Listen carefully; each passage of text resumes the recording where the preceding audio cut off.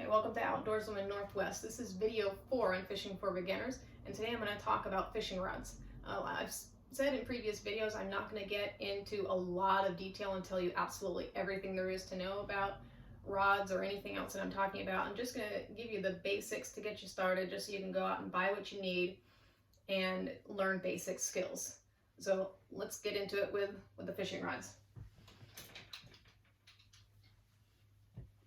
So the first thing you want to do whenever you have a rod is you want to look at what it's rated for. I mentioned before, it's always important to check the pound test line because that determines everything. So as long as you know where you're fishing, what you're fishing for, and you know the pound test line, then you know the rod and the reel that you're going to need. This is rated for 2 to 6 pound test. So you always want to see what the rod is, the line, the pound test is rated for, and the pound test will determine the power. Now, generally speaking, the higher the pound test you need, the increase in power. And powers they start from ultra light to light, medium, medium heavy, heavy to ultra heavy. And just like the reels, where all the sizes don't have the same pound test ratings, the rods are the same thing. Not all medium rods are going to be rated for the same pound test line. You always have to make sure that you're checking the pound test line to make sure that you're getting the pound test line you need. So that determines the power of the rod. Next is the action.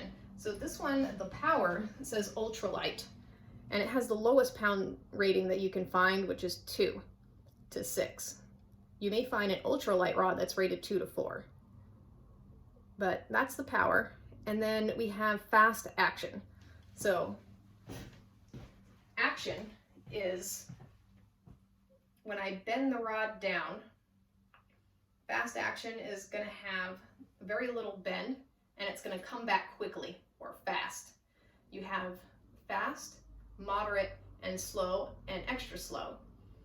So this one's fast. With a medium rod, with a moderate, it's going to bend a little bit further down the rod, and it's going to bend down more.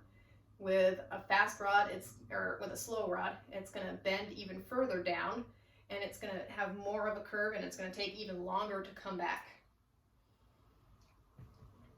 With a fast action rod, you're going to get the best hook set. The reason why people use slow action rods is to cast longer distance. But for a beginner, you really want to make sure that you catch your fish. And fast action rods really provide the best sensitivity. So when a fish is biting on the line, because the rod doesn't bend much, a lot of that vibration goes all the way down into the handle. So you feel in the handle a lot better what's going on at the end of the line, which allows you to learn and know when something is on the end of your line. Whereas if you had a slow action rod, a lot of the rod itself is going to absorb a lot of that action, and you're not going to feel as much, and you may not know that there's even a fish on the end of there. So you're going to have more success catching fish as a beginner and knowing what's going on at the end of your line with a fast action rod.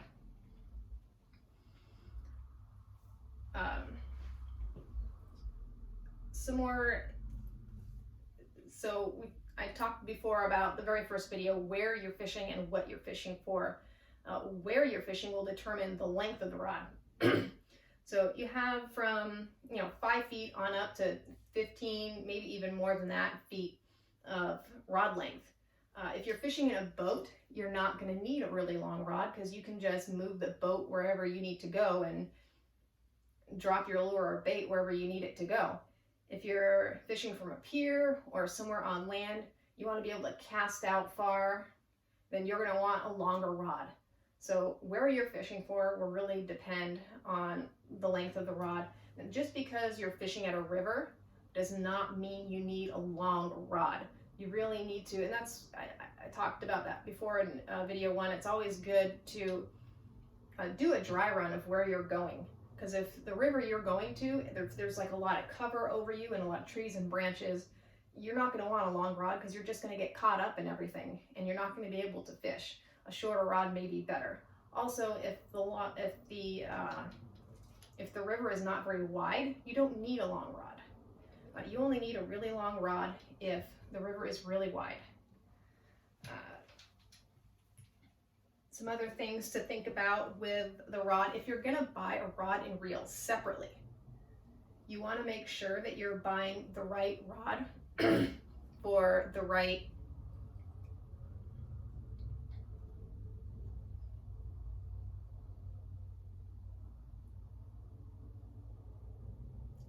reel.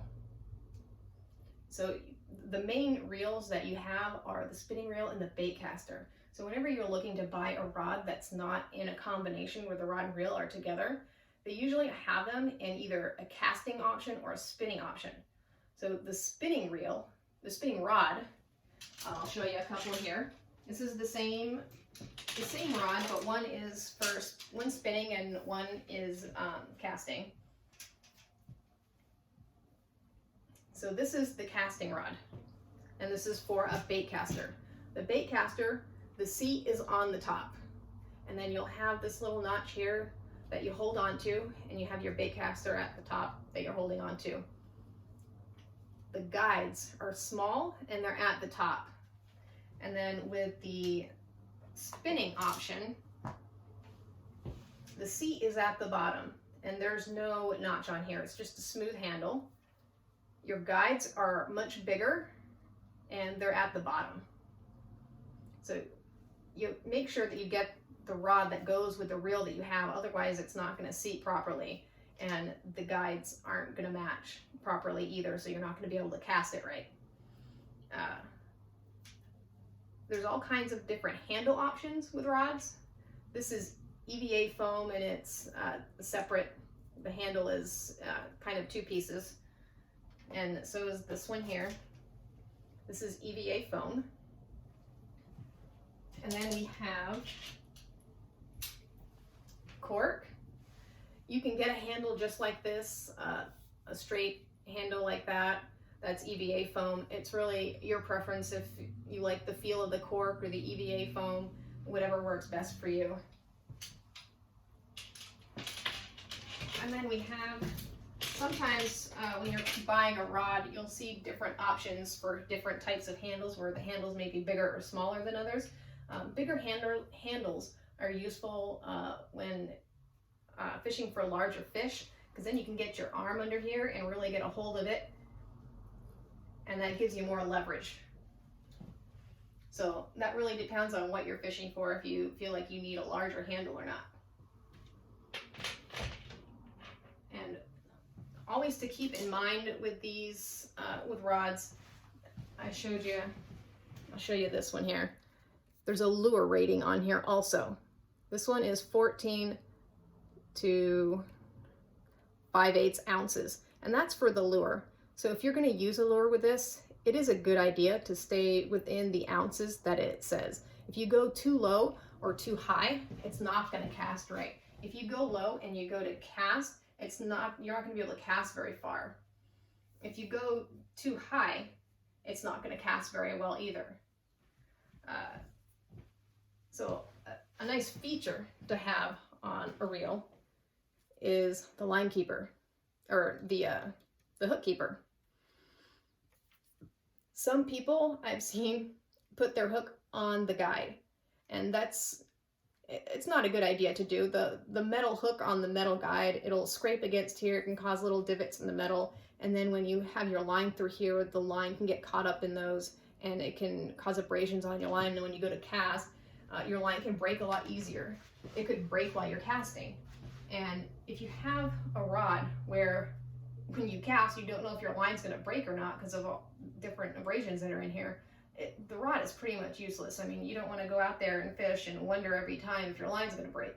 So if you don't have a line keeper on your rod, most rods come with them, but you can go and buy a hook keeper that's separate that you can add on to your rod. And this one, they have different styles, so if you don't, and this is just a rubber, you put it on the end and you just slide it down and it keeps the hook there. think that's all I'm going to talk about when it comes to rods. Of course, there's always more to talk about, but I don't want to overwhelm you with a ton of different information. That's really the basics just to get you started, so you can make an informed decision on what kind of rod you want to buy. If you have any questions, be sure to let me know, and I'll get back to you as soon as I can. Thanks for watching.